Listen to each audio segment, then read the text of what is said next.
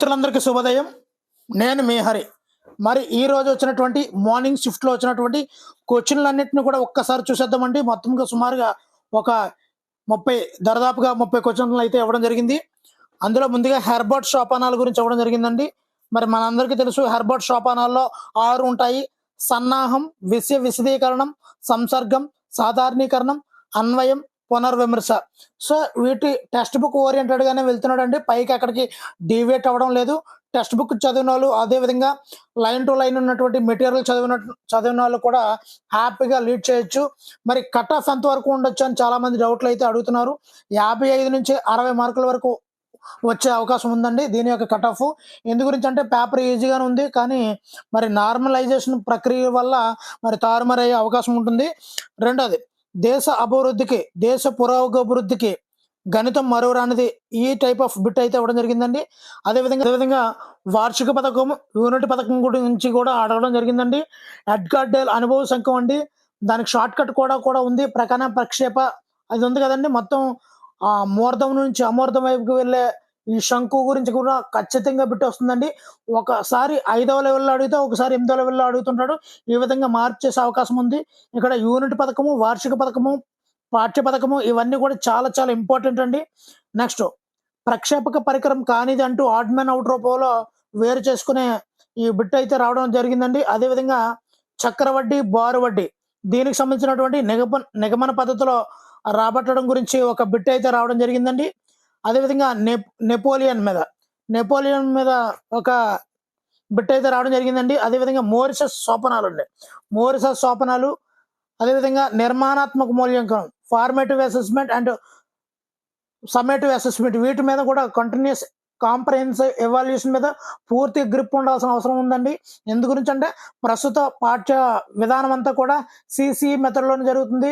Exams అన్నీ కూడా ఫార్మేటివ్లోను, సమ్మేటివ్లోనే జరుగుతున్నాయి. కాబట్టి వాటిలో ఉన్నటువంటి కాంపిటెన్సీస్ ఏంటి, ఎలాగా వాటిని మనం గుర్తుపెట్టుకోవాలి, ఏ కాంపిటెన్సీ నుంచి ఎన్ని మార్కులు వస్తున్నాయి, ఎంత భారత్వంతో క్వశ్చన్స్ వస్తున్నాయి అనే దాని మీద పూర్తి విశ్లేషణ అయితే మన దగ్గర ఉండాలండి. క్వశ్చన్ ఏ విధంగా అడిగినా బిట్టుపోయే ఛాన్సే లేకుండా ఉండాలండి.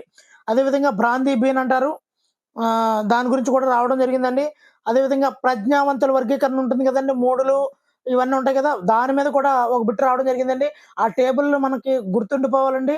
మూడులు, ప్రజ్ఞావంతులు, అధిక ప్రజ్ఞావంతులు, అల్ప ప్రజ్ఞావంతులు ఉంటారు కదండి, వాటన్నిటిని గురించి ఆ యొక్క టేబుల్ అయితే మనకు ఖచ్చితంగా గుర్తుండవాలండి.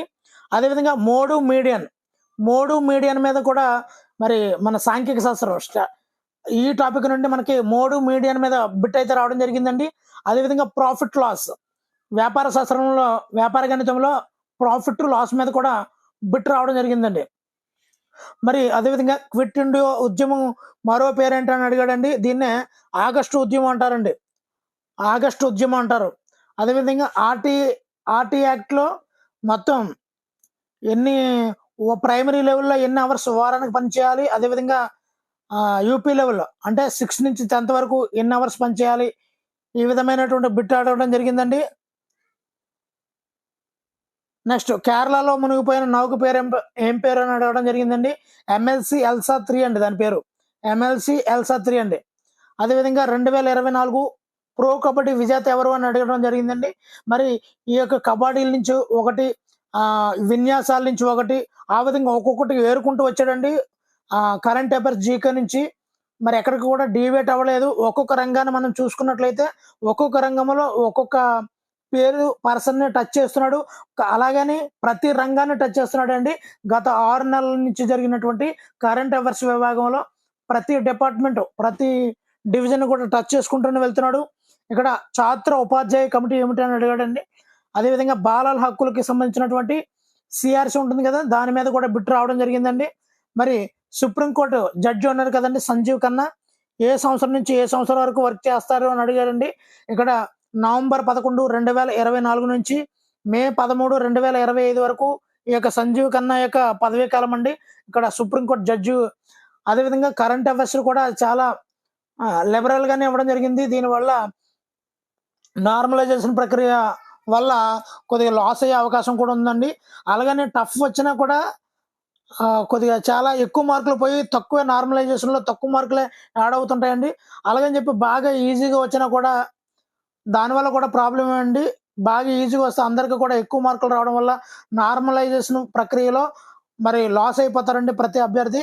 కాబట్టి అలాగని మరీ టఫ్ వచ్చేసినా ఉన్న మార్కులే పోతాయి. అందువల్ల చాలా యావరేజ్ తక్కువ వచ్చినప్పటికి కూడా దానికి యాడ్ అయ్యి కూడా తక్కువ మార్కులు వస్తాయి. కాబట్టి డెప్త్ పర్సెంటేజ్ మరీ పెరిగినా కూడా దెబ్బైపోతాము. మరీ లూజ్‌గా వచ్చినా కూడా మనం దెబ్బైపోతామండి. మరి ఈ ఈ ఎగ్జామ్ ప్యాటర్న్‌కి మనకు ఇచ్చే కట్ ఆఫ్ అయితే మాత్రం 55-60 మార్కుల కట్ ఆఫ్ అయితే ఉంటుందండి ఇది. నెక్స్ట్ యుద్ధ విన్యాసాల గురించి ఒక బిట్ అయితే రావడం జరిగిందండి. నెక్స్ట్ ఎస్-1 మిస్సైల్ ఏ దేశానికి చెందింది అని అడగడం జరిగిందండి. అదేవిధంగా నిగమన పద్ధతి.